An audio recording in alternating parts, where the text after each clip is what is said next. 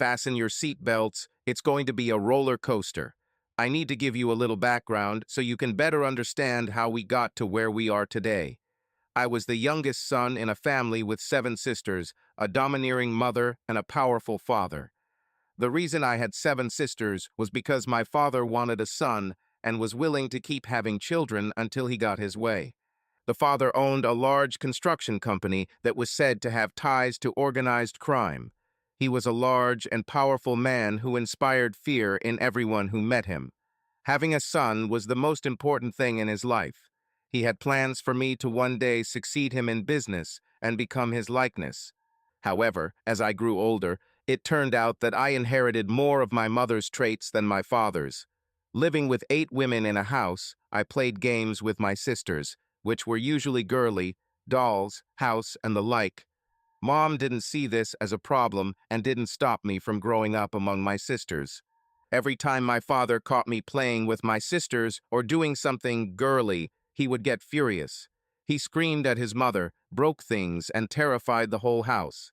After such scenes, my mother tried to prevent my father from seeing me doing such activities, which, by the way, I really loved. Another reason for his dissatisfaction was that I took after my mother in appearance and physique. I did not grow as big as he did, and by the age of 16, I was only 175 centimeters tall and weighed 66 kilograms. The more I disappointed my father, the more he tried to make a man out of me and began to take me with him to work, where his people were engaged in hardening me. Over the next 3 years, I had to learn to fend for myself, otherwise I would not have survived the beatings of his men. He instructed them to toughen me, turn me into a tough guy who could someday lead his business. It worked. After dozens of beatings and other things that I won't go into now, I learned to defend myself, to defeat people twice my size, to cripple a person with one blow, to handle different weapons, and to take beatings while defending myself. Yes, I became the tough guy he dreamed of. At the same time, my thin appearance and fragile figure did not at all indicate that I posed a threat. But there was a rage inside me, a killing machine that conflicted with my deepest feelings. I was mentally destroyed. After spending a childhood surrounded by femininity, a mother who encouraged me to be gentle, and 7 sisters who loved all things girly, I was turned into an angry and cruel man. This greatly affected my consciousness. I was always angry and looking for someone to take out my anger. Anyone who crossed my path ended up in the hospital. This made my father proud, who handled all legal issues and settled cases, either by negotiating with the prosecutor or bribing the victim. His support made me even more dangerous and angrier. I graduated from college in 3 years and met the love of my life, Grace. A cute girl I met in my senior year. Grace was different from other students, which attracted me. She was kind, quiet, beautiful, and feminine. Her innocence and beauty attracted all the guys. Big, athletic, the complete opposite of me. To describe me, you could say that I looked like a quiet, skinny guy with a touch of femininity. At the time, several guys made the wrong assumptions about me in local bars and quickly learned that even if you're twice my size, it's best not to mess with me. Over time, my reputation became known, and unless you wanted to get a broken kneecap or spend a week in the hospital, it was best to stay away. I was a quiet and kind person until I was driven to rage. Then I quickly ended any conflict before my opponent had time to understand what had happened. One day, I was with Grace in a bar when 2 jocks approached us and started flirting with her, ignoring my presence. I tried to remain calm, giving them time to understand that she had come with me. That night, Grace realized that I was her man. My jealousy and rage began to boil over. I said, "Guys, she's with me. Please leave her alone." They turned to me, and one of them pointed his finger in my face, saying, "Relax, wimp. We are talking to a girl who is too tough for you. We'll leave when we want, not when you say." And then it happened. Click in the brain, darkness and action. Before anyone knew what had happened, the big guy with his finger in my face was on the floor with a broken wrist and a dislocated jaw, screaming in pain. The second guy who abused Grace lost his kneecap and his eyesight after a quick move I was taught in training. They were both lying on the floor near our table, and Grace was looking at me in shock. I put $20 on the table, took her hand, and led her to her apartment. Let's just say that her gratitude for my protection was extremely intense. From that night, we became inseparable and soon got married. She fell in love with a humble, kind man with a giant hidden inside. 5 years later, Grace works as a marketing manager for Ulta Cosmetics, and I work with my father at Marconi Construction, where he is the CEO. We both worked hard, earned a good income, and had a pleasant life. I was a true alpha male at work, which impressed my father and earned the respect of my employees and management. At home, I relaxed and lived a more submissive and calm life, which helped me maintain my sanity and cope with work stress. This balance made our marriage stable, and Grace seemed happy. One day over dinner at our favorite restaurant, she said, "Darling, I know how you react, but promise me you won't get angry if I say something." "I'll try, but I don't promise anything." "No, if you trust me, you will promise." "Fine." "What?" "Well, we have a new manager at work, and he's hitting on me. I know you want to be aware of these things." I felt my heart begin to race and a knot form in my stomach. I tried to remain calm. "Seriously, how long has this been going on?" "He's only been with us for a month, but I noticed it a few weeks ago, and yesterday he began to behave more persistently." "Tell me." Confused and a little scared, she lowered her eyes and said, "He said I was the most beautiful girl in the office and suggested he take me to lunch." I felt my blood boil and asked, "He, of course, knows that you are married?" "Of course, dear." I thanked him for the compliment, but said that I was a happily married woman and it would be inappropriate to have dinner with him. "Well done." How did he react? He said, "It's true, you're amazing, but I'd still like to take you to lunch. We can talk purely about work, but I'd like to get to know you better." I don't know if he wanted to get to know me for work or for something else, but I replied that we could only communicate at work. "Okay, thanks for telling me. I love your honesty and you. Keep me posted on what happens to this guy." "What's his name?" "Archer." "Interesting name. Tell me about him." "Well, he has an MBA and marketing from Harvard and is moving up quickly in the company. He's young, friendly, and all the girls in the office are crazy about him." "So he's handsome." Without thinking, she answered with a dreamy smile. "Oh yes, he's magnificent." She immediately realized that I was upset and wanted to take back my words. Seeing my expression, she nervously explained, "That is, it's the girls who think so, not me." "Grace, it's okay if you think he's handsome. I'm sure it is, but we both know you're married, and it's okay to look and find someone attractive," I said, trying to sound mature. "Thank you, darling. You know that I love only you, and you don't have to worry about it. Just keep me posted, and I'm sure everything will be fine." "Tell me what he looks like," I continued, wanting to know more. "He's tall, like your father. Lots of muscles, strong jaw, blonde hair, and blue eyes with a winning smile," she said, knowing what I wanted to hear. Johnny found it interesting how she acted. He wondered if she found other men attractive, or if she had fantasies that she didn't talk about. He ordered another bottle of wine, gave her a drink, and took her home. He wanted to see if he could get anything else out of her in this state. After dinner and at home, I laid her down on the bed. She was relaxed and looked so beautiful. I began to gently hug and kiss her, immersing myself in this moment. She smiled and responded to my caresses, snuggling closer to me. Today, she was much more open than usual and seemed to be overwhelmed with emotion. I continued to tease her with gentle touches, and her eyes lit up with anticipation as she asked me to continue. I smiled, admiring her expression. I moved even closer to her, began to kiss her neck, gently touch her hair, feeling its softness. I wanted to hear her thoughts, to understand what exactly inspires her so much. "What are you thinking about now?" I asked, smiling slightly, trying to guess her thoughts. She didn't respond with words. She just gave me that playful smile that I liked so much. I felt a wave of intimacy and wanted to be even closer to her. We continued to enjoy each other, and at some point she whispered something in my ear that evoked a whole range of emotions in me from joy to slight jealousy. Soon we were both at the peak of pleasure, feeling incredible unity and happiness in this moment, absorbed in each other and our love. We lay in an embrace for a long time until we recovered from this incredible night. Grace, as always, fell asleep after drinking, and it happened again. Yes, I made her think about him, but would she have thought about him if I hadn't pushed her to? Why did I get so turned on by her screaming his name when she had sex with me?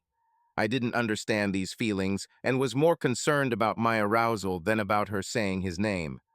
This bothered me for several days as I tried to make sense of what was happening. The next day, I had morning meetings and left the house before dawn, leaving Grace to sleep off our crazy night. On the way to work, I thought about what we had done and tried to rationalize it. It didn't really bother me that Grace found anyone attractive. Honestly, next to me, this guy probably really looked like an athlete, and I'd be lying if I said I didn't look at other women. I couldn't be angry about it. But her thoughts about Archer, when I caressed her, were they real, or did I install them myself? This anxiety never left me. We didn't discuss the topic any further and went back to our normal lives and more discreet sex. Don't get me wrong, I loved making love to my wife, but it was nothing compared to that night. Her screams during sex, the way she let me take her to another one, we've never had anything like this. And honestly, I would love to replicate that level of passion. Over the next few weeks, I noticed that Grace began to spend more time getting ready for work and wearing new, more revealing outfits. I told myself it was paranoia, but the thought that she might be dressing for Archer wouldn't leave me. Being a man of action, I assigned one of my employees, Rocco, to stop by her office every day at lunchtime to test my hunches. I felt that Grace might go to lunch with him, and I needed to know about it. I didn't press Grace or mention Archer because our relationship has always been built on complete honesty and trust. If she was dating him and hiding it, then we would have problems. But I was sure that she would not let me down. I was relieved when Rocco returned every day with news that nothing suspicious had happened. Thank you, Rocco. Glad I was right. Do this for the last time tomorrow, and the matter will be closed.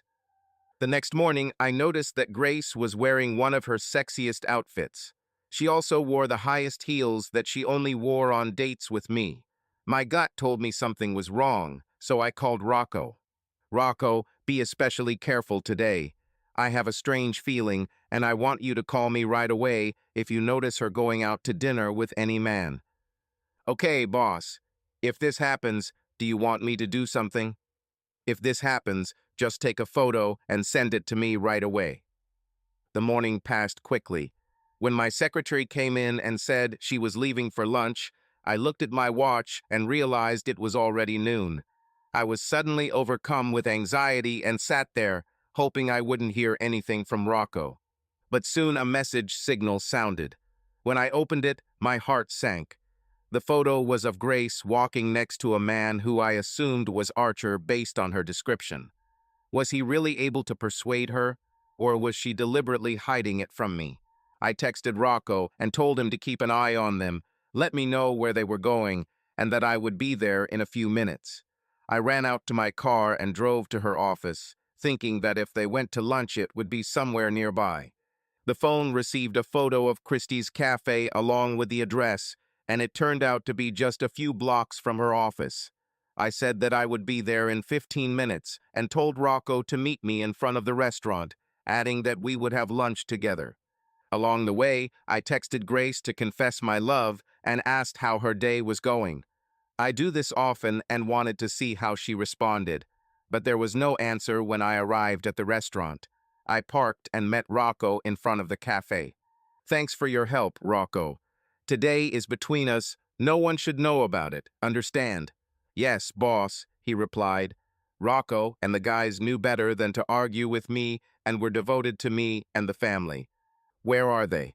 He led me to the window, from where I saw the two of them at a table in the corner of the cafe.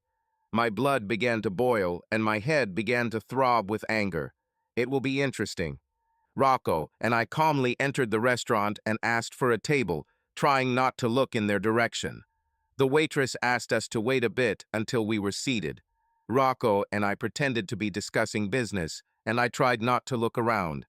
But out of the corner of my eye, I noticed movement in that corner of the cafe, and turning, I saw Grace begin to rise from the table. She noticed my gaze and froze in panic.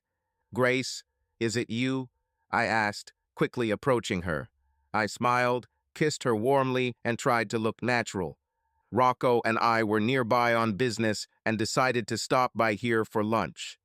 "What are you doing here?" I asked in a friendly way. I'm just having lunch with one of my work colleagues," she said, trying to move to the other side of the table.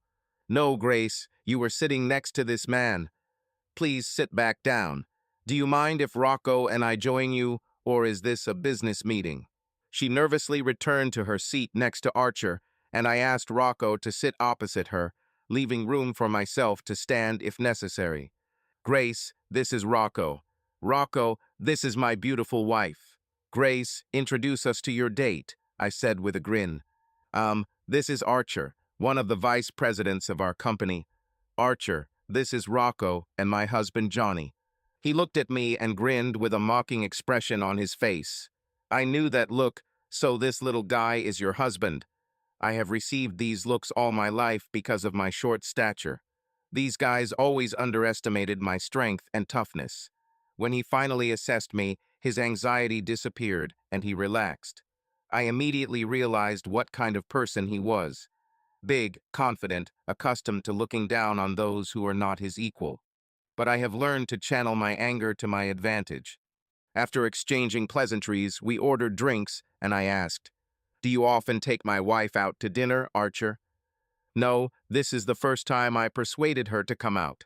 I noticed a tear in Grace's eyes and gave her a look that let her know I understood.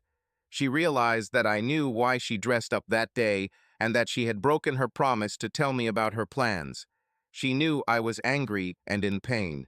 We had a quiet lunch, and I paid the bill. Grace said nervously, "Well, it's really time for us to go back. See you in the evening, dear." "Yes, dear, see you in the evening. Grace, do me a favor. Take Rocco back to the office. I'll go with Archer. I'd like to get to know him better." She looked at me with concern as I walked towards the exit with Archer. "Maybe another time, Johnny." "I'll just come back with Grace," he said, looking down at me. I grabbed his hand, quickly twisted it in a painful position, and said, "It wasn't a proposal, Archer. Rocco, take Grace." Rocco took Grace by the hand and quickly led her away from the restaurant. They drove to the office in silence, and Grace sat in the car, thinking about what happened and about the future with Johnny. She knew that he was jealous and unforgiving. Rocco looked at her sad face and said, "Johnny loves you, Grace. Just remember this." When they got to the office, Grace got out of the car, but her thoughts remained on that situation. She tried to understand herself, why she allowed Archer to overcome the boundaries that she had set for herself. She knew Johnny would never forgive her if things went any further. Meanwhile, I stayed with Archer outside the restaurant. His arrogance was still evident despite the intense pain in his arm. "Let go, you'll break my arm. I swore I would spank you and fire your wife if you didn't stop," he said, gasping in pain. I was filled with jealousy, anger, and resentment. I remembered all the similar cases when I encountered people like him. Without thinking, and with lightning-fast precision, I dislocated 3 of his fingers. He screamed in pain, attracting the attention of passers-by, but no one understood what exactly happened. "Listen here, Archer," I said in a calm but icy tone. "Grace told me that you like to flirt. This is normal in a work environment. A little flirting is even flattering. But Grace is married, and if your flirting turns into lunch or anything else, you and I have a problem." He listened to me, holding his hand, but his anger only grew. "Fuck you, Johnny. I will treat your wife the way I want. And if I want, I'll take it from you. You won't even understand how she will thank me for this," he said with an impudent smile. These words were the last straw. My emotions reached the limit, and I struck a blow to the throat fast, accurate, without the enemy being able to dodge. He fell to his knees, holding his neck and trying to catch his breath. "Listen, if you're still able to hear," I continued, looking at his helpless state, "I'm someone you don't want to mess with. Find out more about me and be grateful that after what you said, you are still alive. I repeat once again, Grace is beyond your reach. If I hear that you mistreated her or continued your attempts, believe me, today will seem like a pleasant walk. Think about it, Archer." I left him on the ground, coughing and trying to come to his senses, while I headed to the car. Archer did not return to the office that day. He spent the rest of the day in the clinic, where his fingers were set and his throat examined. Doctors said he narrowly escaped more serious injuries and insisted on who caused the attack. But Archer was smart enough not to say anything. That evening, I returned home to find Grace crying on the sofa. She trembled with fear, realizing what I was capable of in anger. But she should have known that I would never hurt her. I sat down next to her and hugged her. "Sorry, honey, but nothing happened honestly," she said through tears. "Grace, don't say things that will only make the situation worse. I've noticed the way you've been dressing in recent weeks, and I saw what you looked like today. Don't deceive me anymore. You knew how I felt about this man, but you still went to lunch with him. You didn't answer my message, and when I saw you sitting next to me in that cafe, I felt like my marriage was crumbling." Her tears flowed even more. Apologies flowed one after another as I held her in my arms. "Do you want to be with him, Grace?" "No, Johnny, I only want to be with you." "Then why? Explain to me why you dressed up for him, why you sat next to him and hid it from me." "I don't know. I just wanted to impress him." "So you really want to be with him? I understand that he is much more handsome and courageous than me. I can see why a woman might find this attractive and want his attention. I'm sorry I wasn't good enough for you, Grace. You may have to give Archer my apologies for today's events, and I will pay all of his medical bills. Since you want to be with him, I'm guessing you've already planned everything. Please tell me how you want it to be, and I will do whatever you want. I love you more than anything in the world, and I only want you to be happy. I'm really sorry that I wasn't good enough for you. I'm packing my things and spending a few nights somewhere else to think things over. I'll be back Wednesday night, and then we can talk. Don't try to contact me until I get back," I said, kissing away her tears. My heart was breaking, and I acted on emotions and adrenaline while packing my suitcase. Hearing Grace sob on the couch and beg me to stay was killing me, but I knew I couldn't stay there that night. I needed time to think. Grace cried herself to sleep, feeling guilty for giving in to Archer's compliments and advances. His good looks and smile convinced her that an innocent lunch wouldn't change anything. But why did she dress up for him? Why did she sit next to him in the booth?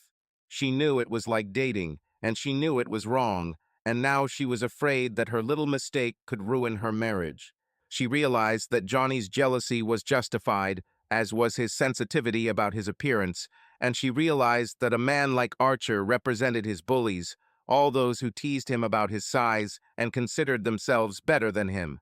And I allowed his abuser to take me away. Oh God, what have I done? The next day at work, Grace expected to see Archer as usual, but he never showed up. She wanted to apologize and tell him that she was happily married and was no longer available.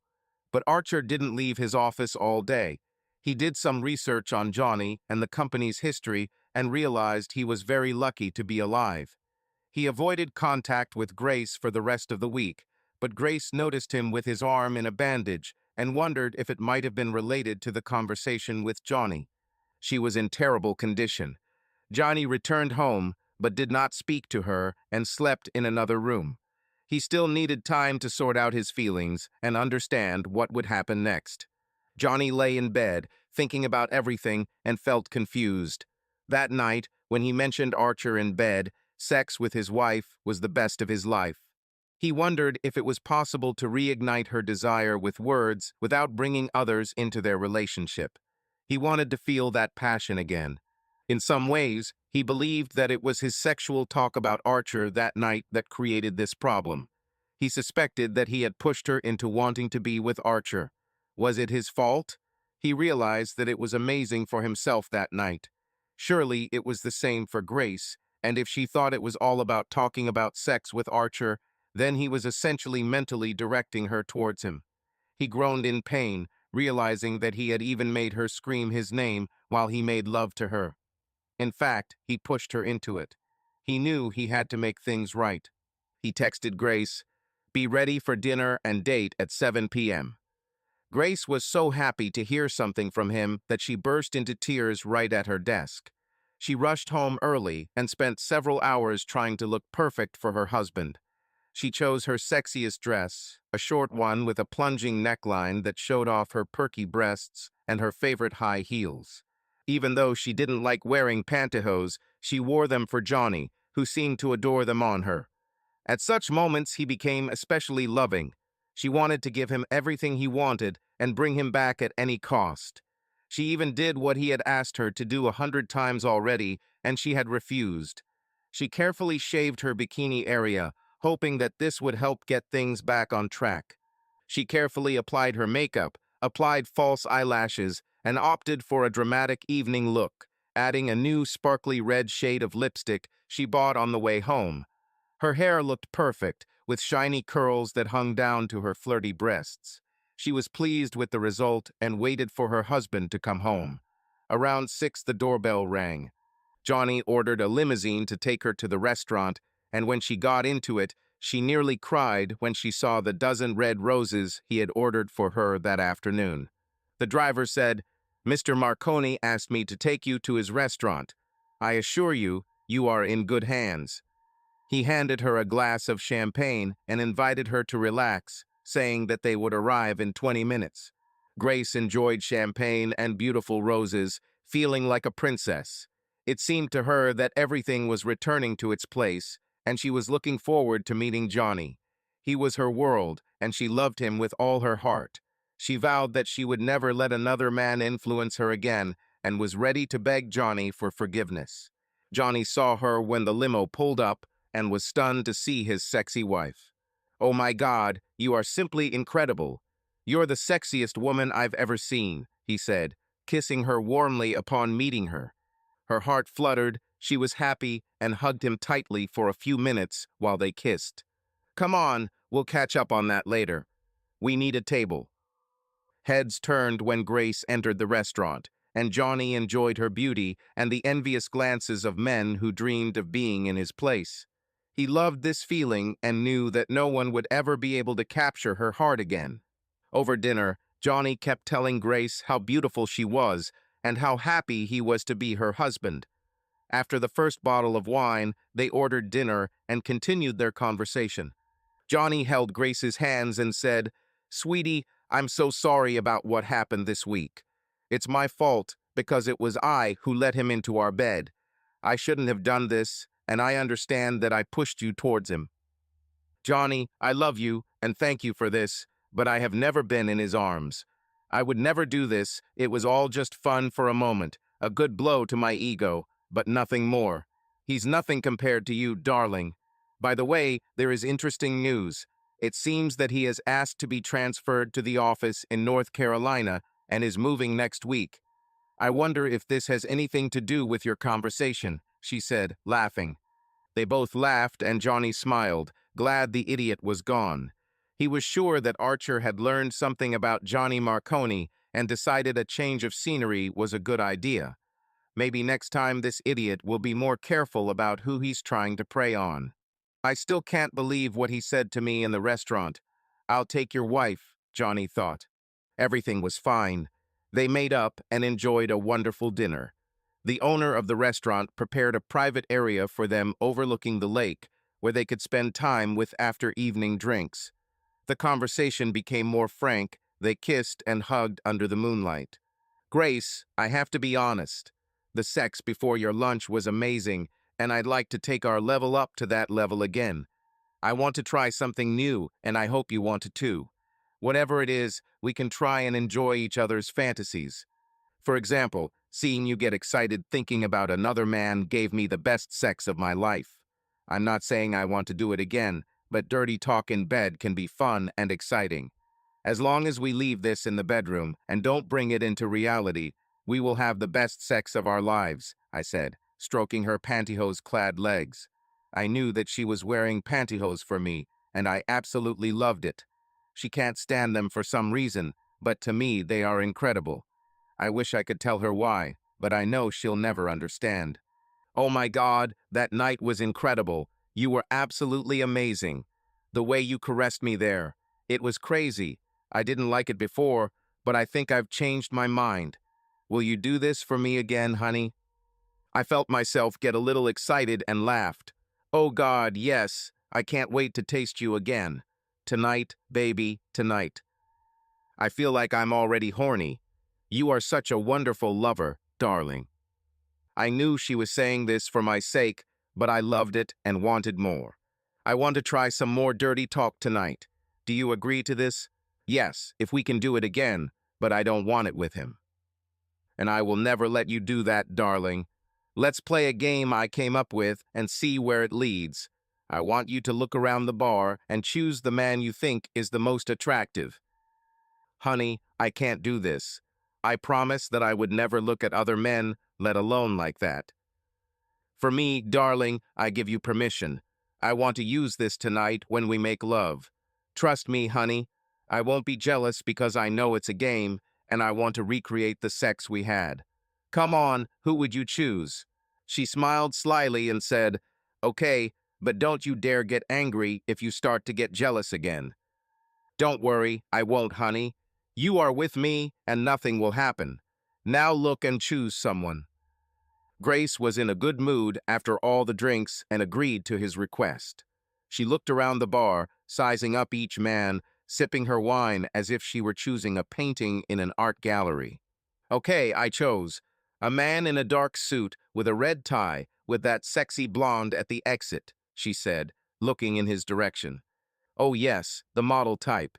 Okay, I want you to remember his face while I go to the men's room. I'll be back soon, darling, he said, kissing her deeply and stroking her leg before leaving. She was very excited and just wanted to get home and into bed with Johnny. On the way back from the men's room, Johnny accidentally ran into the guy Grace had chosen. Johnny pretended to go up to the bar for a drink and hit the guy so hard that he spilled his drink. Johnny quickly apologized and shook his hand. He called the bartender over and told him to add the man's bill to his. After that, the guy became friendly and grateful. Before we go, would you like to join my wife and I for a drink? He asked, pointing to their cozy table and his wife. The sexy blonde answered for him, Yes, that would be great. I saw Grace's face as she watched the man walk with me to our table. I could only imagine what she was thinking. My plan was for her to meet him, find out his name, and then we'd leave. To take her home and blow up her world. Grace, this is Jennifer and Mark.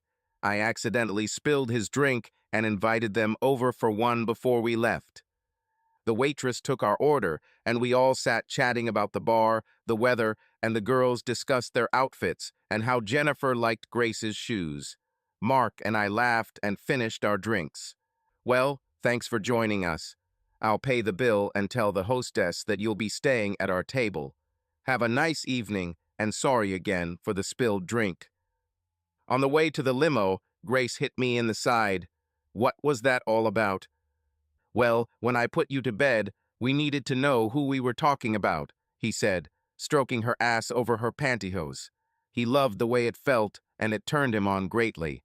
In the limousine they kissed, and their embrace became more and more passionate.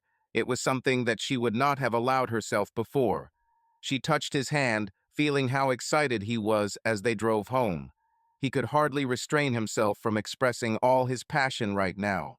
As soon as they got out of the limousine, he took her hand and led her to the bedroom. Wasting no time, he took off his shirt and then helped her out of her dress. She stood in front of him in her underwear, and complete trust was visible in her eyes. She knew that he appreciated her efforts, her desire to do something special for him. I wanted to make this evening special for us, she said, blushing slightly at his reaction. Her words brought a genuine smile to his face. She was perfect for him, and he wanted to show her how much he loved and appreciated her. She felt his tenderness and passion when they were finally alone, leaving all their worries and vanity behind. He approached her, gently touching her body. His heart beat faster as he felt the tension rise between them. He sat her down on the bed, playing with her hair and gently touching her shoulders. She smiled, and her eyes sparkled with the emotions that engulfed them both. "You are so beautiful," he whispered, looking into her eyes. His hands slid along her back, and she felt how each touch increased their intimacy. She closed her eyes and sighed quietly, enjoying the moment. He gently leaned towards her. Their lips met in a long kiss, full of love and passion. She felt a connection growing between them, filled with warmth and sincerity. Their emotions were real, and they both knew that this moment would remain in their memories forever. He lay down next to her, and she laid her head on his chest, listening to the rhythm of his heart. They enjoyed the silence and each other's presence, knowing that right now there was nothing more important than being together and feeling that deep connection. "I'll have sex with you, baby, but first I want you to tell me why you picked Mark out of the crowd. I mean, what did you like about him, baby?" She hesitated, not sure if she should speak, but after some encouragement from her husband, and still a little drunk, she giggled and said, "Well, he was nice." "Close your eyes and think about him, my love," he whispered, gently touching her skin and kissing her neck. She closed her eyes, smiling, immersed in an atmosphere of dreams and pleasant feelings. "Oh, honey, you feel so good. Are you thinking about Mark, my love?" "Yes, I think so," she whispered. "What is he doing?" She touched her chest. Her voice was quiet and soft. "He kisses me and hugs me tenderly, my love." "Do you like it?" "Oh, yes, very much." He pressed himself gently against her, slowly increasing the pace of their movements, making her feel the full depth of the moment. "Keep your eyes closed and just listen to me, love," he whispered, not stopping his gentle touches. She closed her eyes, dreaming of Mark, the guy they met at the bar, being next to her again, and it made her heart beat faster. He touched her tenderly, and she imagined Mark touching her too, as if they were all sharing this moment together. Her breathing became rapid, and she trembled with pleasure as a wave of emotion washed over her. "You look so beautiful, my love, when you completely surrender to your feelings. Are you ready to share this moment for both of us?" She felt a wave of pleasure fill her body, her voice breaking into a loud sigh as she felt this moment of unity. They went through this peak together, hugging each other tightly, filled with tenderness and love after incredible experiences. She pressed herself against him, and they both enjoyed the moment of peace and warmth of each other, immersed in each other's arms after such deep emotions. With tears in her eyes, she looked at me and said, "I love you so much, Johnny. Thank you for this." I felt her love and held her close, knowing that I would never let her go. The vision was mine, and I would do anything for this amazing woman. Our sex life has just entered a new phase, and we both have a lot to experience in the future. She came back from the bathroom in a sexy nightrobe with a warm washcloth and washed him while he lay on the bed. She put the washcloth away and took the dress and pantyhose, but before putting them on the chair, she picked up the pantyhose, looked at me and asked, "Are you ever going to tell me why my pantyhose turns you on so much? You said we're completely transparent, and if we're going to experiment sexually, don't you think I should know what's going on in your head? I cleaned myself up there and put on tights just for you. Come on, baby, what turns you on so much when I wear tights?" she said, taking them with her and returning to bed. Life returned to normal, but their sexual relationship became more intense. Grace had learned to love it when Johnny pleased her, and he was more than happy to give her that pleasure. The new dirty talk elements were only used on Fridays and Saturdays during their dates, and they now looked forward to trying something new every week. Grace was curious about her husband's pantyhose fetish and wanted to understand why he got so excited when she wore them. She made it her habit to wear tights every day, which delighted Johnny.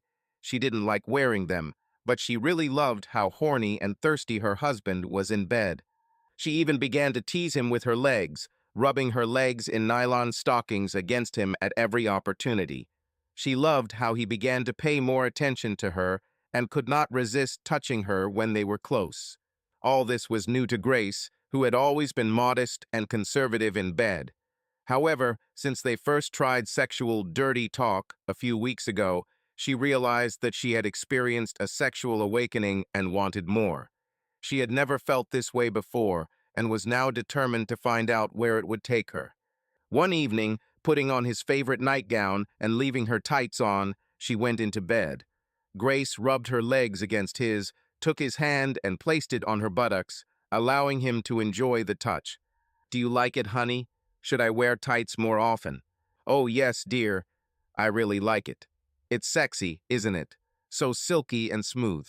I love this feeling. It's really sexy." Grace decided to take a chance and try to broach a topic that might anger him. She knew that he was already excited, and, caressing him, she asked, "Would you like to try wearing a pair? I think it would be sexy. Do you want it, honey?" Johnny lay with his eyes closed, enjoying the caresses, and did not respond. "Come on, honey. Tell me, will you put them on for me? It will be very sexy. Talk to me, darling." "Okay, yes, I would like to," he whispered. Honey, you're so wonderful, and I love the way you take care of me." "You're the best," she said, looking at him with love and tenderness. Then she slowed down her caresses, teasing him, and added, "Have you ever tried on women's clothes? Maybe your sisters dressed you up when you played together?" she asked, trying to get him to open up. Reliving a distant memory, he closed his eyes and answered, "Yes, they dressed me up. I remember how they sometimes dressed me when we played. It was unusual, but funny," he said, smiling, enjoying her attention and support. She was surprised by his frankness and smiled, wanting to support him further. "I can imagine how fun it was. You know, I would also like to play such games with you, honey." Johnny wasted no time moving closer to his wife, their touching becoming more passionate. Grace was delighted with his desire, and their embrace became even tighter. She made a mental note to herself that she would like to discuss this topic with him again. "You're so wonderful, Johnny.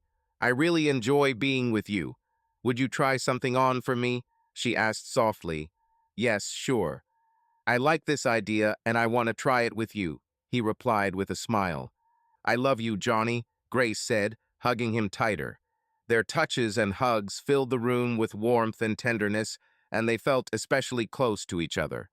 It was a moment that they wanted to keep in their memory forever, full of mutual understanding and support for each other. She kissed him tenderly and held him close as he lay on top of her. "Honey, that was amazing. Thank you for being honest with me and opening up. I always felt like there was something, and I love sharing everything with you, darling. I want to be a part of all your fantasies and dreams. I love you too, Grace, and I would like to share my deepest secrets with you." I dreamed about it, but was always afraid to discuss it. Their relationship became stronger than ever. Johnny felt lucky to have a wife and partner like Grace. Grace was glad that everything was back to normal after the incident with Archer. She felt obligated to prove to her husband that she had never had anyone else and was ready to do anything for him. Nothing had happened between her and Archer, but the look on Johnny's face when he saw them at dinner was one she didn't want to see again. The guilt was overwhelming, and she never wanted to hurt Johnny again because she loved him with all her heart and also knew of his reputation for revenge. Grace tried to think of new ways to please Johnny and restore harmony. From that day on, their sex life was better than ever, but she wanted more. She spent time researching pantyhose fetishes online to learn more and enhance his pleasure. 2 days before the date, Grace came up with an idea. She was going to convince Johnny to wear tights under his pants on Friday night when they went on a date. She knew she had to be careful not to hurt his fragile ego and feelings, but she decided that this week she would be able to achieve it. On Friday night, she wore a short, sexy red dress, black sheer tights, and her highest heels. She knew this was one of his favorite outfits. She laid out his clothes for the evening on the bed, placing a new pair of flesh-colored Wolford satin-touch tights over his trousers. Grace expected that he would have to be persuaded to put them on, and she braced herself for his objections. When Johnny came out of the shower, she smiled and said, "Honey, I chose clothes for you for the evening and put them on the bed." "Thank you, Grace." "I'll be ready soon," he answered, walked up to the bed, saw the tights, and looked at her in surprise. He picked up the package and asked, "Why are they here, Grace? Are these yours?" "No, dear, they are for you. I want you to wear them under your pants tonight. I want you to feel how sexy they are, because I know how much it turns you on when I wear them," Grace replied, smiling. Of course, he started playing macho and tried to look tough, but Grace came closer and rubbed his erection. "Come on, honey, that says otherwise. Please wear them for me today, and I will make you very happy when we get home." After a few minutes of complaining, he agreed, opened a new package, and, surprising Grace, confidently put them on. Sitting on the edge of the bed, he rolled up each pant leg and pulled the tights up his legs with ease. He was so absorbed in the sensations that he didn't even notice what it looked like from the outside. "Well, judging by how deftly you put them on, you've obviously worn tights before. You put them on as well as me or my friends. You'll have to tell me everything, darling. We promise to be honest with each other," she said, stroking him through the nylon. "Put on your pants and go downstairs, and don't you dare touch yourself. This is for me, okay?" Grace left him so he could get ready. He couldn't believe he was wearing tights again, and it was Grace's initiative. The last time he did this was back in school, when his sisters made him dress up for games. He never told anyone that wearing their clothes gave him sexual satisfaction. Sometimes he would wear one of his sister's nightgowns along with tights to enjoy the feel of silk and nylon while he slept. Johnny quickly pulled on his pants, enjoying the feel of the fabric on his legs. These feelings reminded him of those happy times. At dinner and throughout the evening, they acted as usual, but Grace noticed that Johnny became more relaxed and quiet. She knew it had to do with the pantyhose and was glad her plan worked. After dinner, they headed to the lounge and sat at a secluded table. Grace began to stroke his legs. "Honey, that's so sexy. I love the way your pants slide down your legs. Do you like it too?" "Yes, it's very nice. I can't wait until we get home," he said. "This sounds great. I can't wait. So tell me, how many times have you worn pantyhose before? Be honest, I already know you did, and we promise to tell the truth, no matter what it is." Johnny continued to talk about how he played dress-up with his sisters over the years and wore tights and dresses more times than he could remember. After making sure that no one would hear them, he told Grace about it. "To be honest, I liked playing dress-up with my sisters, but I didn't tell anyone about it, especially in my family.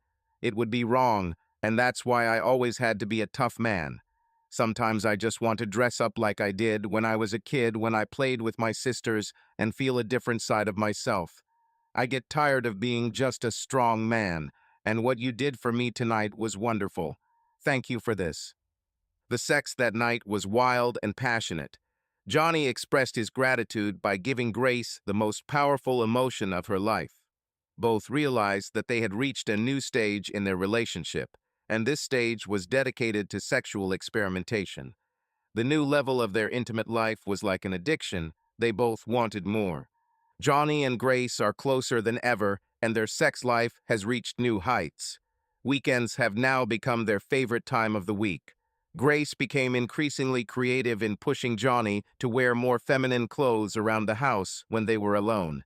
She bought several sexy bras in his size, as well as 2 cute flared summer dresses that she knew would look great on him. On Friday night, she had a surprise for him. She hung the dress on the hanger, along with a new pair of tights and a matching bra and panty set. She pointed to the bed and said in a stern voice, "Get dressed and don't act like you don't want to. You know how to do this, so go ahead and I'll be back in 5 minutes. We'll have fun at home tonight, like girlfriends," she said, and left before he could respond. Johnny smiled to himself, realizing how lucky he was to have a wife like Grace who allowed him to express his repressed feelings. After putting on the bra, he remembered many happy moments. After he pulled on the tight panties and tights, he walked over to the dress, took it off the hanger, and stepped into it before zipping it up. It fit perfectly, hugging the waist tightly.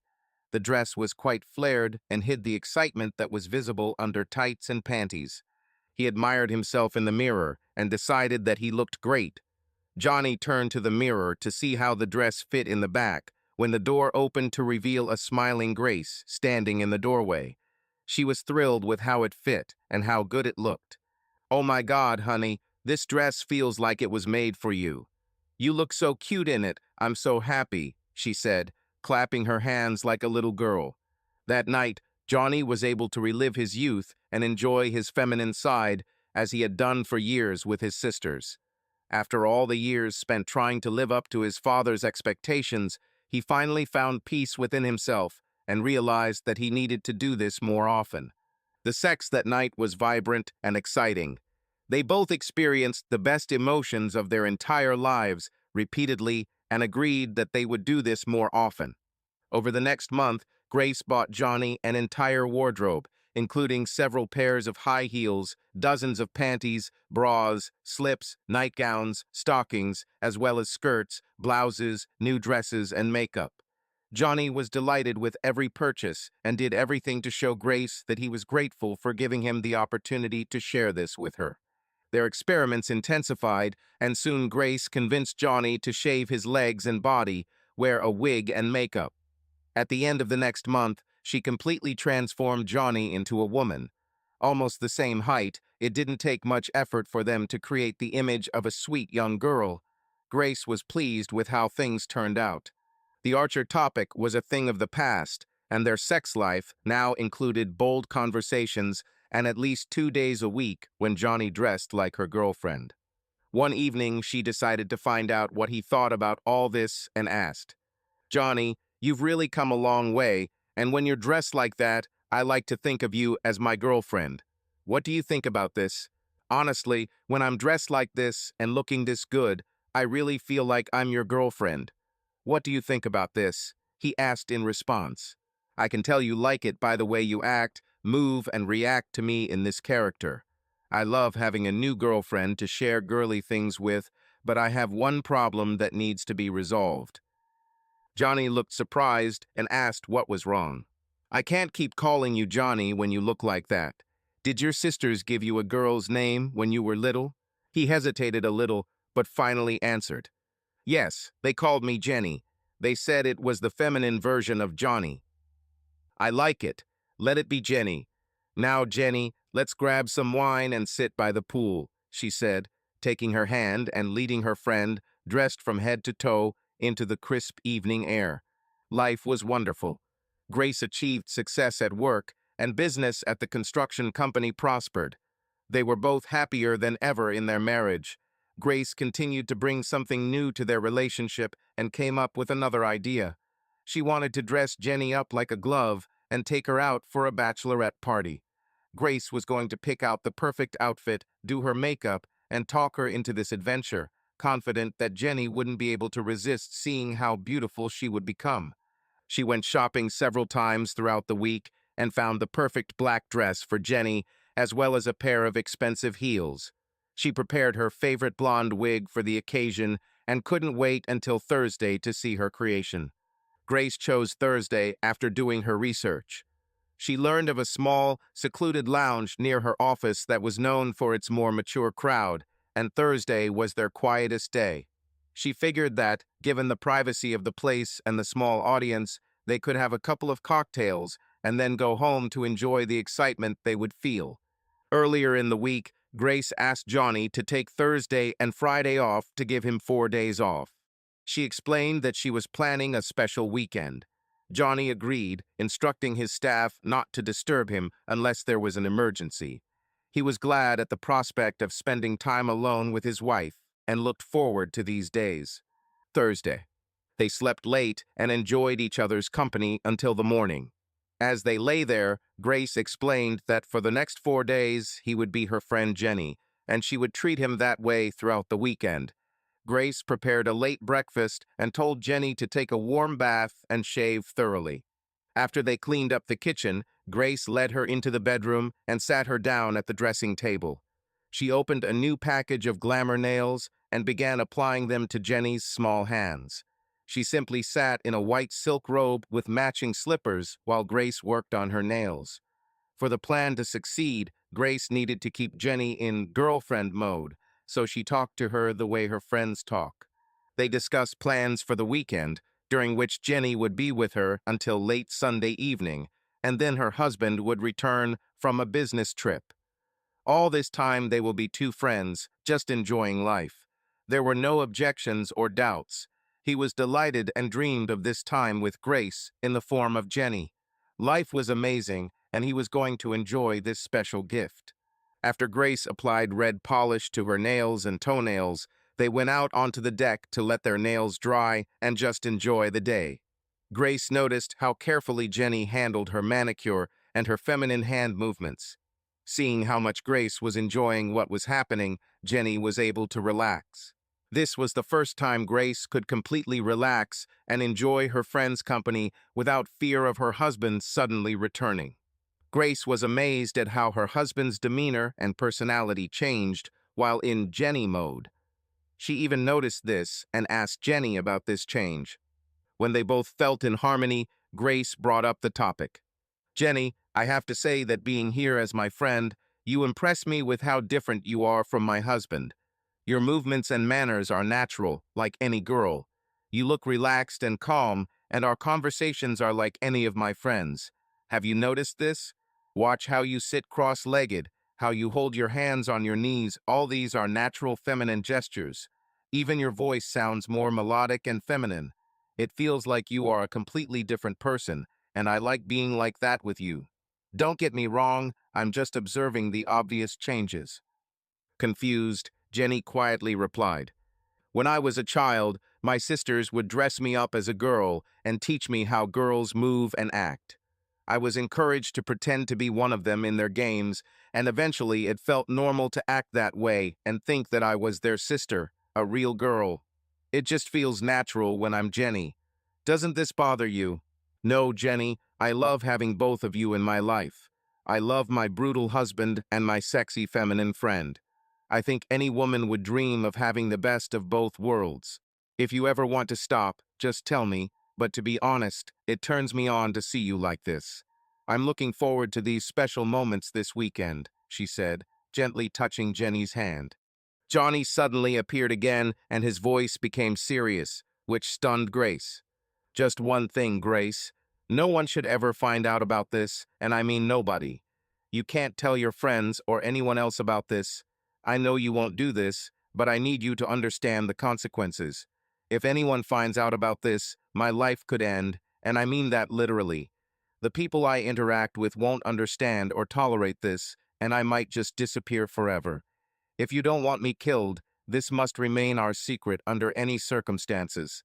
Please tell me you understand, darling. Yes, I know who you are communicating with, and I will keep your secret until the day I die. I will never tell anyone, and I will do everything to keep this only between us. I will never let anything happen to you. I owe you so much and love you more than I can express in words. I've never been so happy. I love you.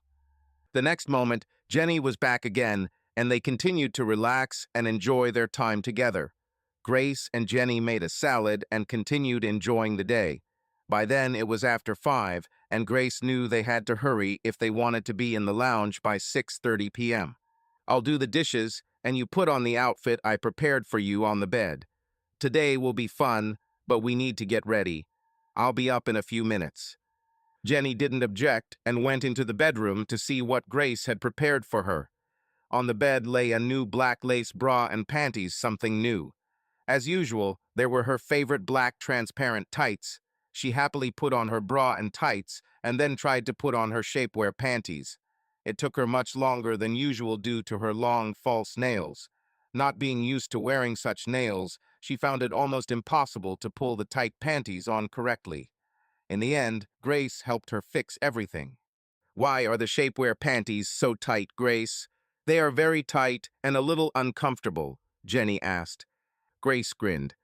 First of all, you should know that we girls often wear tight and uncomfortable things to look sexy, and you will get used to it. I also want your boyish tool to be as inconspicuous as possible. I want you to look perfect in that beautiful dress I bought for you. I have another surprise for you, darling, she said, handing her a box with a pink bow. The box contained a pair of natural silicone breasts that fit her new bra perfectly. Now her figure looked perfect, exactly as Grace had dreamed of. She led her to the dressing table and said, "Do your makeup and I'll check on you when I'm done getting dressed." Jenny happily began doing her makeup, remembering everything Grace had taught her over the past months. Foundation, powder, blush, eye makeup, false eyelashes, lipstick, and lip gloss. She knew how to do it all. The whole process took about 20 minutes. When Grace returned to the bedroom, she was wearing the shortest red dress Jenny had ever seen her wear, with a plunging neckline that showed off her ample breasts. Jenny felt her body react under the tight shapewear panties and told her how sexy she looked. "Thank you, honey. Your makeup looks great. Let me tweak it a little. A little more eyeliner, darker eyeshadow, a little more blush. Yes, perfect.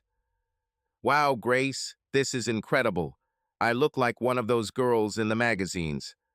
I told you I would turn you into a princess. You look better than many of my friends. They would definitely be jealous.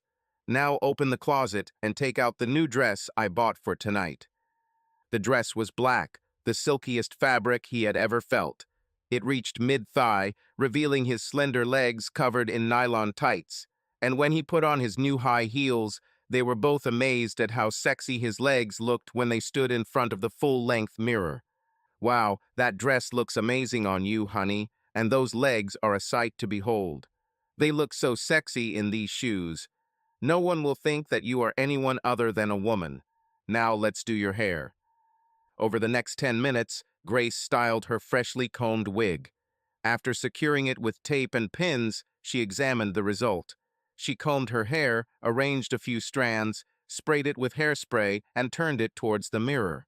"Oh my God, is it really me? Simply incredible." He was stunned. Grace handed him clip-on earrings, rings, and several bracelets while she got ready. She asked him to put on jewelry and spritz on some perfume while she finished her makeup. "Where are we getting ready?" he asked, fastening his earrings. Grace didn't answer. Finishing her makeup, she walked over to Jenny with a gold necklace, clasped it around her neck, and completed her look. The girl in the mirror looked like an elegant and sexy woman of 27 years old, not inferior to Grace herself. She took his hand and pulled him towards the mirror. "What do we look like, honey? Are you ready for a fun evening?" "We look amazing, love. What are you up to?" "Do you trust me, Jenny?" "I don't know. What are you thinking about?" "No, tell me if you trust me and if you want to continue this evening." "Grace, I want to continue. I like it, and yes, I trust you, but what are you up to?" She didn't answer, took 2 purses out of the closet and handed Jenny a black clutch, keeping the red one for herself to match her dress. "Jenny, we're going out for a drink, and then we'll come home. We need to show Jenny that she can go beyond these walls and experience something new together." "No, no way. I can't go out like this. What if someone recognizes me?" "Relax, darling. I have everything planned. Listen to what we're going to do. There is one inconspicuous bar next to my office. It is located on a quiet street with almost no traffic. It is visited mainly by adults, and the best thing is that on Thursday there is almost no one there. If we arrive early, we will most likely be the only ones in the establishment. We can sit together like 2 girlfriends, have a drink, and enjoy the evening. No one will see us, and we will return home, where we will continue to enjoy each other. Besides, you look so bad that even your mother wouldn't recognize you. Look at you. Do you see anything other than a beautiful girl in the mirror? Tell." "No, you're right. Perhaps this will work out if everything is as you describe. But you have to understand how nervous I am. I'm completely in your hands. Do you promise to protect me in any situation?" "Undoubtedly. If anyone suspects anything, we will leave immediately. But I guarantee you have nothing to worry about. You look perfect. Let's just have a cocktail and go home. In an hour we'll be home, and you'll feel what it's like to be Jenny outside these walls." There is. 30 minutes later, Grace parked her car in front of the bar. Before leaving, she said, "Jenny, remember, you are my girlfriend today, and I will treat you as such. Stay in character, and everything will go great. Jenny was relieved to notice that there was only one car in the parking lot. She got out of the car, smiling, and took her first steps in the real world. Grace looked at her, pleased with how confidently she stood in her heels. It's great, isn't it? You're doing an amazing job, and I'm delighted with how you look. Jenny, I love having you as my girlfriend, and we're going to have a wonderful evening. Just follow me, and I'll take us to a cozy table, Grace said with a smile. When they entered the bar, Jenny breathed a sigh of relief. The bar was dark and empty. She stayed close to Grace, who led her to a booth at the end of the hall, away from prying eyes. The evening was quiet, and the bar was almost empty, not even the waitresses. Grace walked up to the bar and ordered 2 cocktails, leaving Jenny alone at the table where she tried to relax. Looking around, Grace was surprised to notice how feminine Jenny looked, legs crossed, with a posture that emphasized her figure. She enjoyed the moment, feeling like she was doing something special for her husband. Grace was still trying to atone for her small mistake, which was still in front of her eyes the moment when Johnny caught them together. They sat there, drinking their second cosmopolitan and enjoying each other's company. It was around 7:30 when 2 elderly women walked into the bar. They looked at Grace and Jenny, smiled, and turned to each other and began to talk. Jenny felt safe again. Grace asked if Jenny wanted another drink or if it was time to go home. Jenny thought for a moment, ran her hand along the hem of her dress and her nylon-covered legs, and realized that she wanted to stay, drink another cocktail, and enjoy these sensations for as long as possible. By then, the cocktails had begun to take effect, and soon the girls were laughing and teasing each other as they touched their feet under the table. Grace stroked Jenny's nylon and playfully slid her hand up the dress. They were having fun, forgetting what was happening around them. At some point, looking up, they noticed that about 20 people had gathered in the bar and hall. They decided to finish their drinks and leave. They both felt they were having a great time, and Grace was sure that her idea to bring Jenny out into the world had been a success. But then, as they finished their cocktails, a tall man in a well-tailored suit walked towards the men's room, passing their booth. To Grace's horror, she recognized the man as Archer. She quickly looked away, trying not to attract attention, and relaxed as he walked past. However, she did not notice how Archer suddenly stopped, and a few moments later turned back. He thought he recognized the girl in the booth and walked up just as Grace was helping Jenny out. "Grace, it's you," he said with a wide smile. Jenny quickly slid back into the cabin, hiding in the darkened area. "Oh, hi, Archer. What are you doing here? Wow, you look stunning in that dress, Grace. I have a meeting with Mr. Jackson tomorrow, and I'm staying at the Hilton nearby. I got bored, and the receptionist recommended this place for a cocktail. What are you doing here on Thursday evening, especially with your friend?" She quickly came up with an answer. "This is my sister Jenny. She was visiting for a couple of days, and we decided to go out for drinks and chat. We chose this place because it should be quiet and peaceful." "Hello, Jenny. Nice to meet you," Archer said, smiling and extending his hand. Jenny carefully extended her hand and let him shake it lightly. "Hello, nice to meet you," she replied. Archer walked closer to Grace and asked with a confident smile, "Can I treat you to something?" "No, thank you. We were just about to leave." "Good luck at your meeting tomorrow," she replied, trying to change the subject. "How is your hand? Has it healed?" Archer had a strange expression on his face. He looked at Jenny, then back at Grace.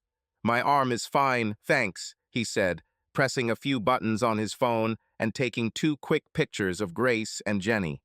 "What are you doing, Archer? Why are you taking pictures of us?" Grace asked sharply. "For no reason.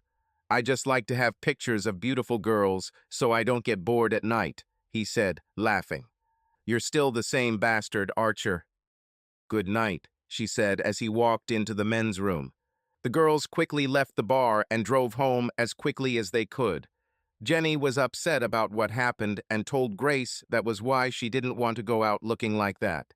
Already in the car, she admitted that she was not sure whether she could survive such stress again. Returning home, Grace parked in the garage, turned off the engine, and tried to calm Jenny down. Jenny, next time we'll go somewhere far away and you won't have to worry. We can spend the weekend somewhere where no one knows us, but I'm having too much fun to bother with that. Perhaps, but I won't go out anywhere nearby anymore. I can't believe we met this bastard. He's so disgusting. I know, Jenny, but let's forget about all this and just have fun at home, she said, kissing Jenny on her lipstick-covered lips. The feeling was sexual and sensual, and all thoughts of what had happened instantly disappeared. They went upstairs, stopping in the bathroom along the way, and then went to the bedroom. Jenny sat on the edge of the bed and waited for Grace, who came into the room wearing only a bra, stockings, and high heels. Jenny sighed, feeling a wave of excitement wash over her, and firmly pushed Grace onto the bed. Jenny and Grace spent time together, surrounded by each other's tenderness and warmth. Jenny carefully approached Grace, hugging her and covering her with kisses. She gradually descended, carefully exploring every part of her body, filling the moment with trembling sensations. Grace felt a wave of warmth and excitement pass through her with every touch from Jenny. Their connection became deeper and deeper, emotions overwhelmed each of them. Jenny felt the tension building, and with a slight smile decided to pause a little, creating an atmosphere of anticipation and trepidation. When Jenny returned to her gentle caresses, a wave of pleasure swept through Grace, her body trembling with emotion. Grace felt their closeness becoming something very special and could not help but feel delighted. This moment became something truly unforgettable for both, filled with deep emotions and affection. When the pleasure subsided, she collapsed exhaustively on the pillow, and tears of joy flowed from her eyes. She looked at Jenny, kissed her, and thanked her for this moment. "I love you, honey. It was incredible." The next morning, when the light from the window woke them up, they looked around and laughed when they saw how casually they were dressed. "We should definitely do this again," Grace giggled. "I agree, it was amazing. Thanks for the night, Grace." They spent the rest of the weekend like real friends without leaving the house. Jenny enjoyed every minute of the role she loved so much and felt incredibly feminine around Grace. This weekend was special for both of them. On Sunday evening, Jenny took a shower and returned to the bedroom as the weekend was over. He walked up to Grace, hugged her, and began kissing her passionately, showing how much he loved and appreciated her. Grace enjoyed the moment, loving him as much as Johnny and as Jenny. On Monday, Johnny returned to work, fully immersed in his manly role. He was especially aggressive with his colleagues, as if compensating for the past days spent in a different form. His temper led to several arguments and once almost ended in a fight. Colleagues decided to stay away from him until he came to his senses by midweek. Despite the external unrest, at home their connection with Grace only became stronger. This new experience wasn't easy, but it seemed like they were both ready to explore this part of their relationship further. Tuesday morning, things got very ugly. Grace sat at her desk with the happiest smile on her face. She was pleased with herself, knowing that she and Johnny were back to normal and even better than before. For the first time, she no longer felt guilty about becoming more sexually liberated, and now she was looking forward to new experiments with Johnny, which she had not dared to try before. Johnny's smile was all she needed to feel on cloud nine. Before he left for work this morning, he kissed her tenderly and told her how much he loved her for the first time ever. Usually every morning there was a short kiss and "see you in the evening." But now everything had changed, and Grace was determined to maintain this new wave of passion. She was still smiling her stupid smile when she heard a message arrive on her phone. Having finished working on the document on the computer, Grace picked up her mobile phone, and her ideal world collapsed in an instant. Message from him. Jenny or Johnny? It took her a second to process the message until she realized it was from Archer. She hadn't spoken or heard anything from Archer since that lunch incident until last Thursday when she was at the bar with Jenny. Understanding the meaning of the message, she saw Jenny's photo arrive a minute later. Archer realized that Jenny was actually Johnny. How is this possible? Jenny looked perfect. It was impossible to guess. But Grace realized that Archer was not a fool. On the other end of the line, Archer was sitting at his desk, laughing at the 2 messages he had sent. He was proud of himself, believing that he had uncovered the secret. Her husband Johnny was dressing up as a club girl in an attempt to pass for Jenny. Jenny, he chuckled mockingly and continued. Archer had a long-standing hatred of Johnny after he severely humiliated and traumatized him, forcing him to transfer to another office to avoid further clashes. But now Archer was sure that he held all the cards. He planned to burn Johnny and Grace to the ground for his revenge. Archer had it all figured out. He would send a photo with comments explaining Jenny's size and features, and point out that the makeup didn't hide the fact that it was Johnny Marconi in a dress. Archer, smiling, began to put his plan into action. Grace replied, "What are you talking about? This is my sister. You're just a moron." Archer anticipated this answer and was ready. "Is it true? Then I can post this on social media, tag your friends and family, and no one will believe me. Okay, I'll do that and write to you." A second later, Grace sent another message. "Wait, please don't do this. Even if you are wrong, people may misunderstand and it will hurt him." Archer made her wait more than 20 minutes to answer. All this time, Grace cried, knowing that this could ruin their lives and even put her husband in danger. Finally, Archer wrote, "Sorry, I had a call. I haven't posted a photo yet, but why shouldn't I after what he did to me? No, we need to balance the accounts. If you want me to keep quiet about crazy Johnny wearing dresses on weekends, then you're going to have to earn it." Grace was horrified. She needed to do something to protect Johnny, and she knew that her guilt in what had happened was enormous. Grace wrote, "What do you want? Although this is not true." Archer's answer, "I'll be in town Thursday and Friday for meetings. You'll meet me for lunch. Don't tell anyone, otherwise I promise I will send these photos to everyone." Grace was trapped. She couldn't tell Johnny that his secret might be revealed by that bastard Archer. She knew it was entirely her fault, and if Johnny found out, he would be furious, perhaps even hurt her or others. Grace was confident that once Johnny knew the truth, he would do anything to protect himself, even if it meant violence. She also understood that meeting Archer was a huge risk. After their last meeting, Grace swore that she would never be in the same place with him again. But she made a promise to Johnny. No matter what happens, she will do everything to keep his secret. It was her duty. Grace made a decision that would change their lives forever. She wrote, "Fine, I'll meet you for lunch." "Where?" "Thursday, lunch." This time Grace wore formal business attire. No revealing outfits, no hints of coquetry. She came to the same restaurant where they met last time and saw a smug Archer, who was already sitting at the table and looking in her direction with that same impudent grin. "Hi, Grace. Glad you took the time to meet with me today," Archer said with false politeness. "You left me no choice, Archer," Grace replied, sitting down opposite him. "This is true, but let's get straight to the point without any nonsense, okay? I did some research and found out that you don't have a sister. I also compared Johnny's photos with the photos I took. There is no doubt this is your husband, or more accurately, Jenny. Well, the choice of name, by the way, is very original," he chuckled, enjoying her confusion. Grace sat listening to him and could hardly believe that this was happening to her. "Archer, please forget about it. It was a game, just a game. I made him do it. It was my idea, my fault. If he finds out, he will leave me. Why are you doing this to me?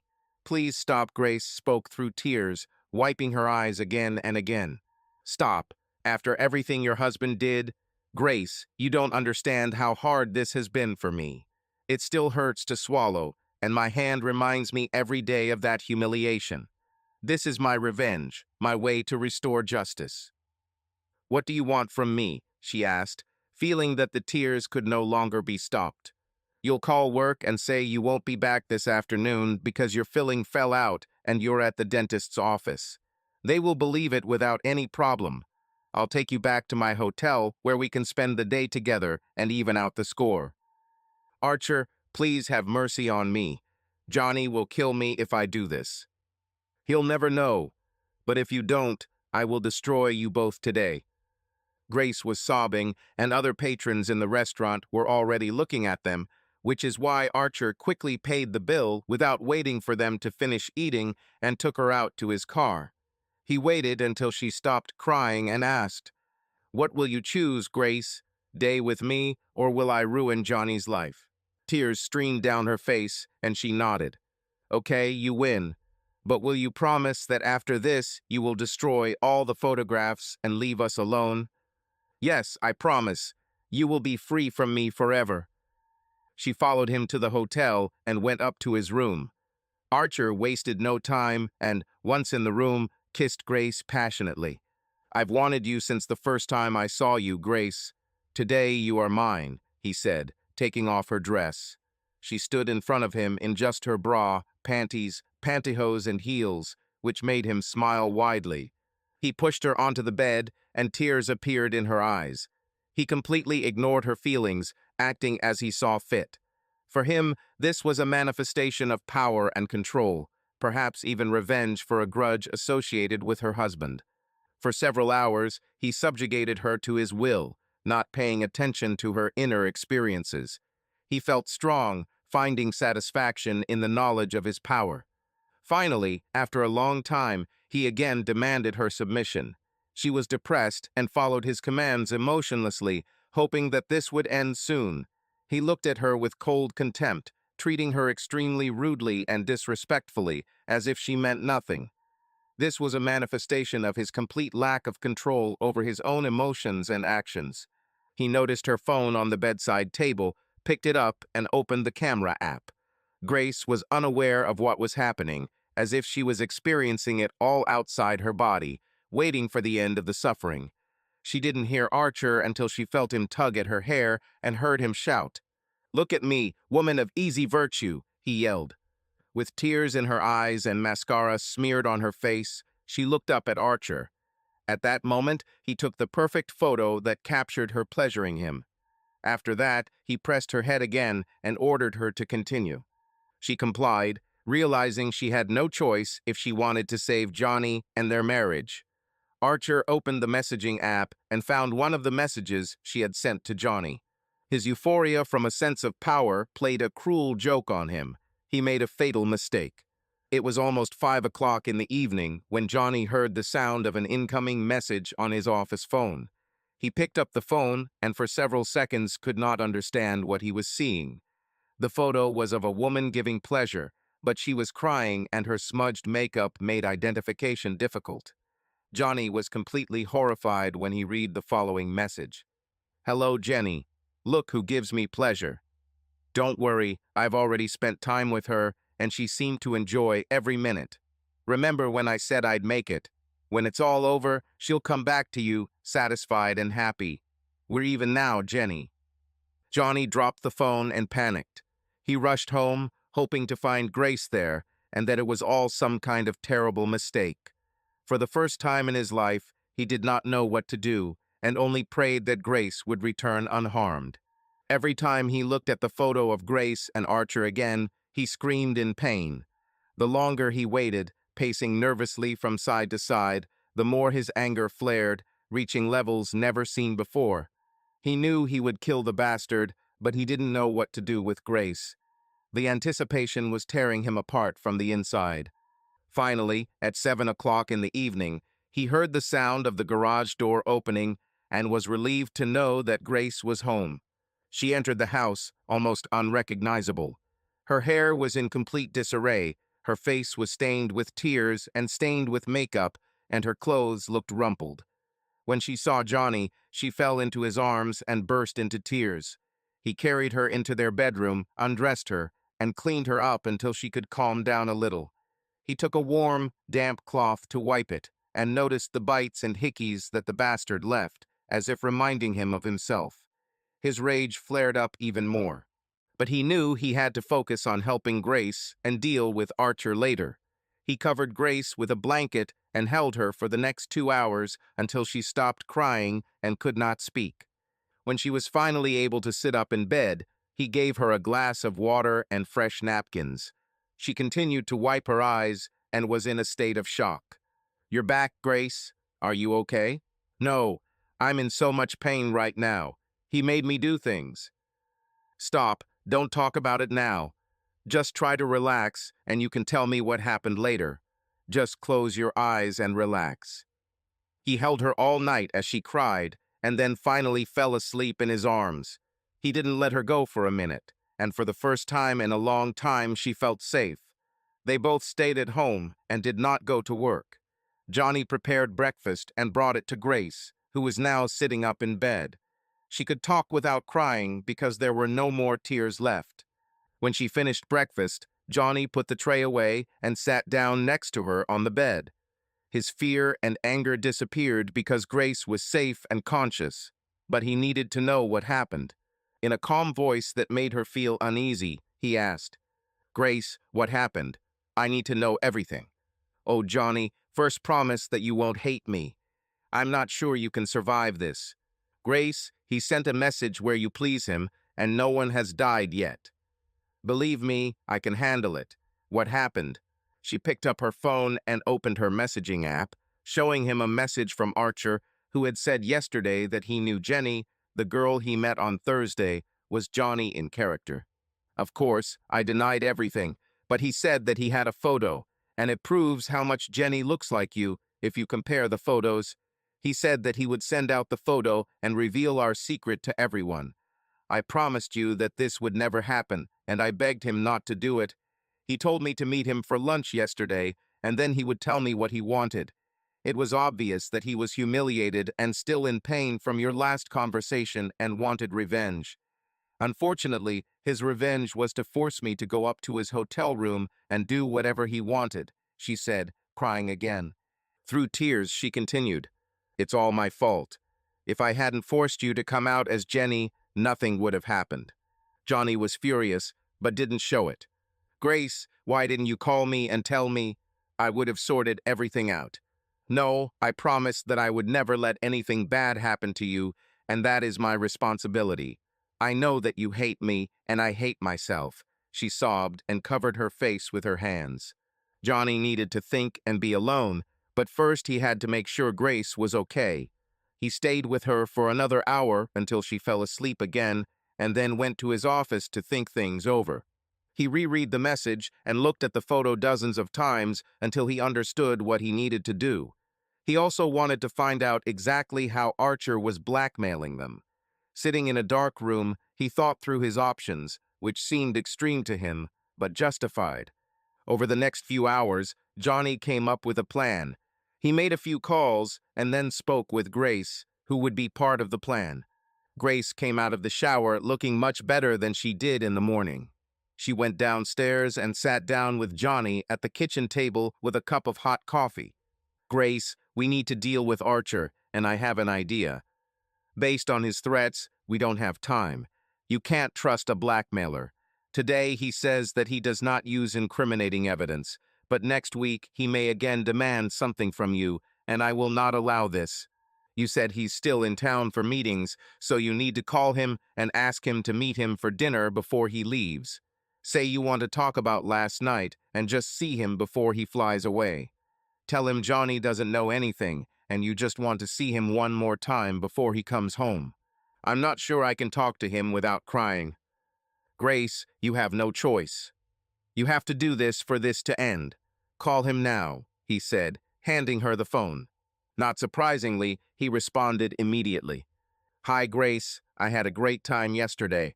What about you?" "Hey, Archer. Honestly, I liked it, but I can't let Johnny find out. Can I see you before you leave? Maybe we can have a drink together. I want to see you again." Archer was surprised, but decided that she simply realized that she liked hard sex, which she had never experienced with her weakling husband. He had heard this before and chuckled to himself. "Of course, dear, I can meet you at 16 o'clock at the hotel. I have a flight at 21 o'clock, but I can ask you to leave my room if we need it. Put on that red dress you wore back then with Jenny, okay? Oh, you're so bad. Okay, at 16 o'clock, just don't be late. I don't want anyone to see me." "Agreed, dear. See you later." She put the phone on the table and looked at Johnny. Is that normal? Yes, quite. Almost too good. Like you really want to see him. We'll talk about this later. Now we have a couple of hours to get ready. What do you need? I need to look convincing, so I need to prepare. He wants me to wear that red dress. I think he thinks I want to sleep with him before he leaves. That bastard. Well, get ready for your date, and I have something to do. Johnny made a few calls, arranged a limousine with a driver, and arranged to meet Tony at the construction site. He packed a bag with the necessary things: heavy zip ties, a stun gun, gags, blindfolds, a pistol, a metal rod, and other useful items. The plan was simple, but cruel and deserving. The blood rushed through his body as he replayed the plan in his head over and over while Grace got dressed. She came downstairs looking sexy and ready for a night out. The makeup hid her tear-stained face, and she looked amazing. When Johnny saw her in the dress Archer had told her to wear, his anger could barely be contained. In a calm and firm tone, he laid out the instructions. She had to arrive at the hotel and go there a few minutes later than planned, giving him time to get inside. Johnny tried to remain calm as he spoke. Have a drink with him at the bar and tell him everything he wants to hear, so he'll want to get into your panties again. I'll call you at 4:20. Make sure you answer the call. Then make a scared face, stand up, and move away from him while we talk on the phone. I will give you further instructions. Tell him it's me and that you need to answer, and then you'll come back. It was a shaky plan, but if everything went smoothly, it would work. In case something went wrong, he had a less elegant backup plan.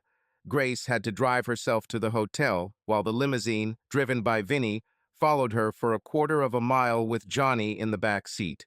He watched from afar as she entered the hotel and looked at his watch. It was 4:05, time to get ready. Archer saw Grace and smiled because she was wearing the dress he told her to wear. He knew that she wanted him again, and he chuckled at how easily such women gave in, all for the sake of good sex. He had a few hours before his flight, and he couldn't wait to rip that dress off of her again and take advantage of her in every way possible. He kissed her hello, and she said she needed a drink before heading to the bar. Returning to the table, she felt his hand on her leg. Grace said that when she got home, she realized how hot the sex was last night and wanted to do it again before he left.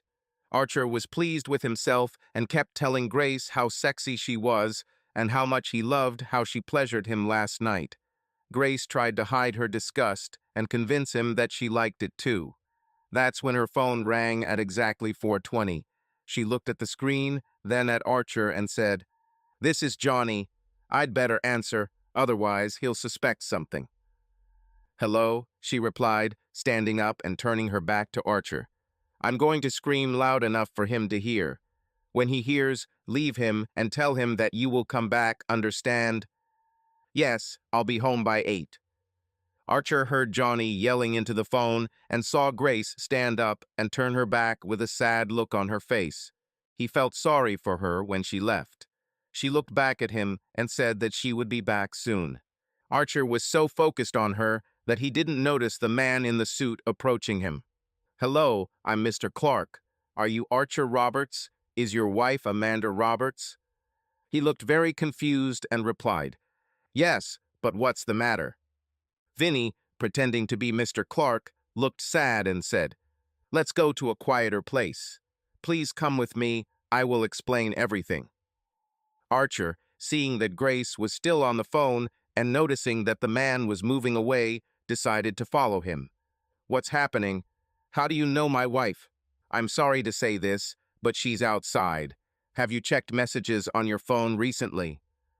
Archer took the phone out of his jacket pocket, unlocked it with his fingerprint, but saw no messages. Vinny watched as Archer put the phone back in his pocket and led him outside, suggesting that he talk to his wife.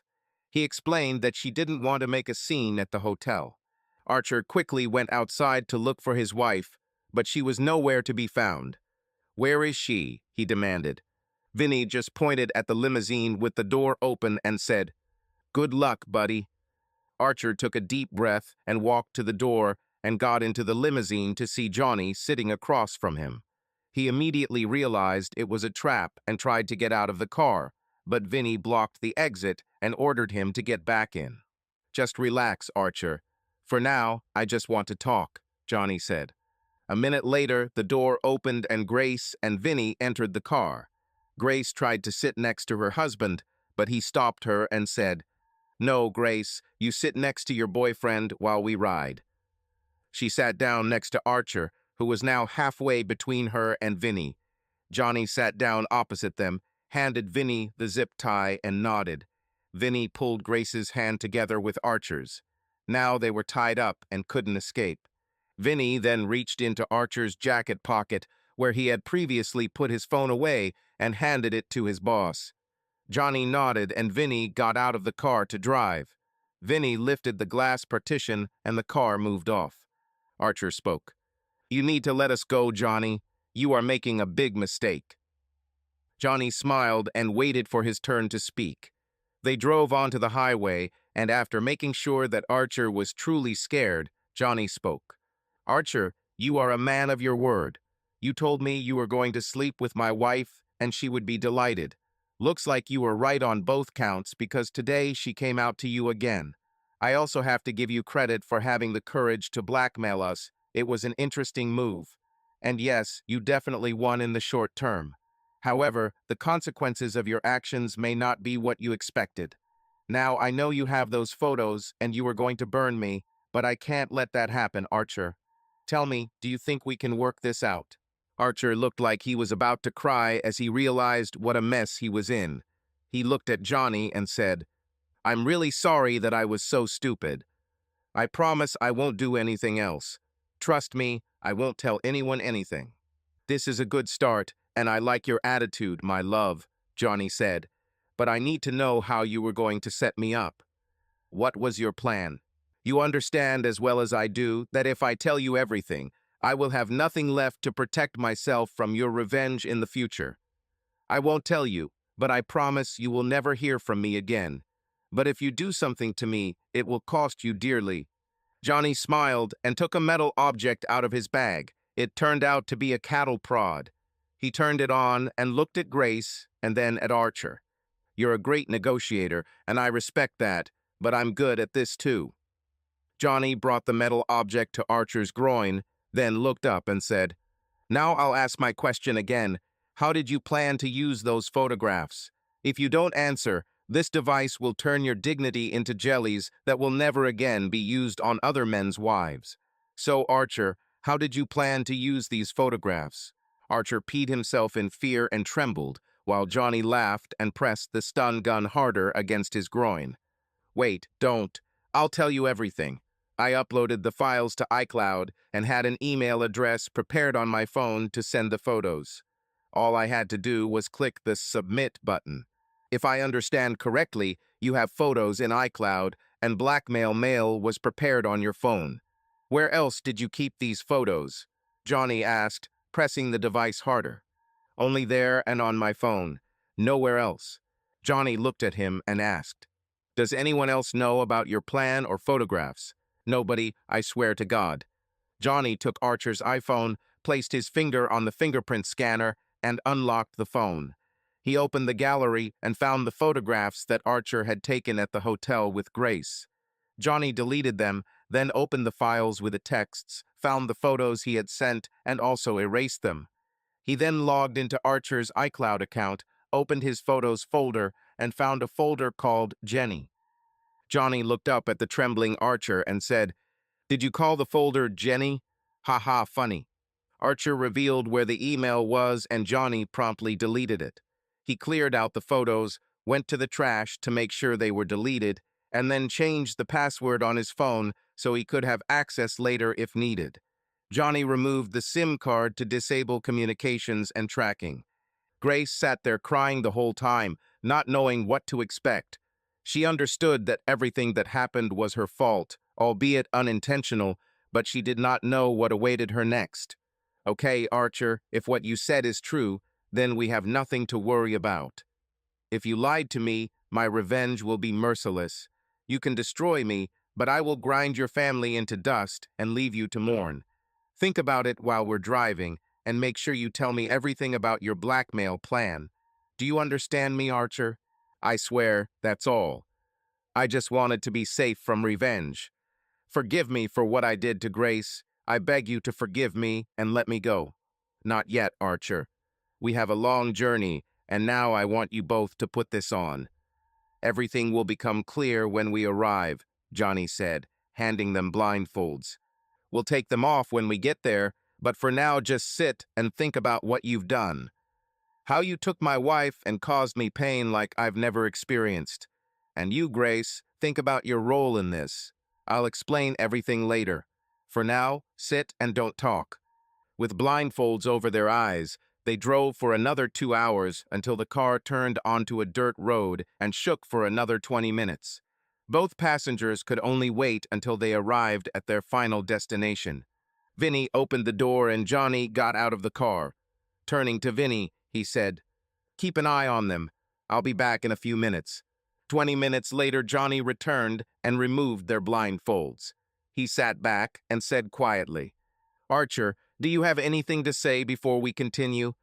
Now is the time to confess or explain why you should live." "Johnny, I don't know what you're going to do, but I'm sorry. I did something I regret, and I apologize for being such a jerk." "Just tell me why, Archer. Why did you pursue my wife, knowing that she was married? What gives you the right to take another man's wife?"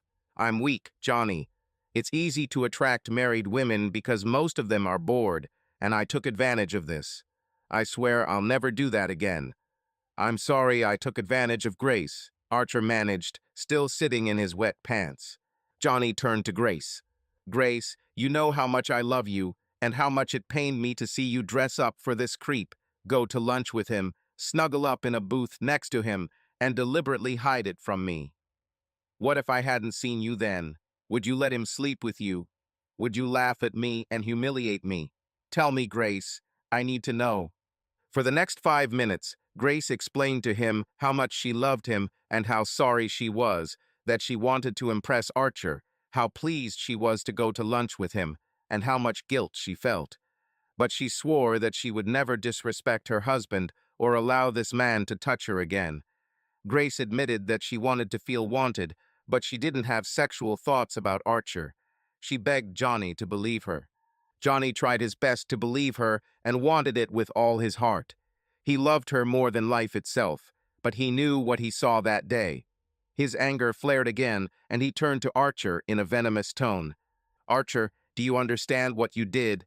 You have put Grace in a terrible position with your predatory ways, taking advantage of a weak woman, a stupid woman who has a loving husband at home. Your desire to turn her husband into a cuckold and then laugh about it is unforgivable. I heard what you said and your promise to not hit on married women anymore, but honestly, I don't believe you. As you wrote in your message, you defeated me. You said you would sleep with my wife and take her from me. But now it's my turn to restore balance. Let me explain how this works in my world." He turned to Vinny and asked, "Is there confirmation?" Vinny nodded and said, "Done, boss." Johnny turned to Archer again. "Right now, your sweet wife Amanda is flying to Bogota, Colombia, where she will become a drug addict and a woman of easy virtue for the cartel. They love sexy American blondes and will get a lot of pleasure from her." Archer screamed and started begging Johnny to stop it. He was ready to do anything to save her. But Johnny didn't stop and continued. "That's not all. Your dear girl Debbie is already on her way to Socha, Colombia, where she too will be turned into a bad girl." Archer cried, begging for mercy for his family, but Johnny continued. Grace and Archer, still tied to each other, climbed out and looked around in horror at the huge construction site, not understanding what awaited them. "Welcome to one of my projects. I want to give you a tour." Vinny nudged them, forcing them to follow Johnny. They were led to deep holes on the sides of the site where the foundations for a large building were being laid. Not knowing what to do, they followed the makeshift path down to the area where concrete was being poured under the light of large generators. They stopped at the edge of the path in front of a deep trench. Archer could barely speak through his tears, and Grace looked at him with shock on her face while Johnny cut the zip ties. "Look down, Archer. In a moment, you will become part of the foundation of one of my new buildings. You will have company. Grace will stay with you for eternity. You will both slowly die in the concrete that will surround your body. As you die, Archer, I want you to think about all the lives you have destroyed through your actions, and that your last thought would be how your wife and children will spend the rest of their lives in hell because of the sins of their father. The noise from the concrete mixer was deafening. Before pushing Archer into a 6-foot hole half filled with wet concrete, Johnny moved close to his ear and whispered, "We're even now, bastard." Grace stood in shock, waiting to die, but Johnny hugged her and said, "I love you, Grace. I will never let anyone hurt you. Let's go." Archer saw his whole life before his eyes, felt pain for his actions, and begged his God for forgiveness. V limousines. "Johnny, you can't do this to his family. I can't believe you did this. It's horrible. Grace, I would never do such a thing.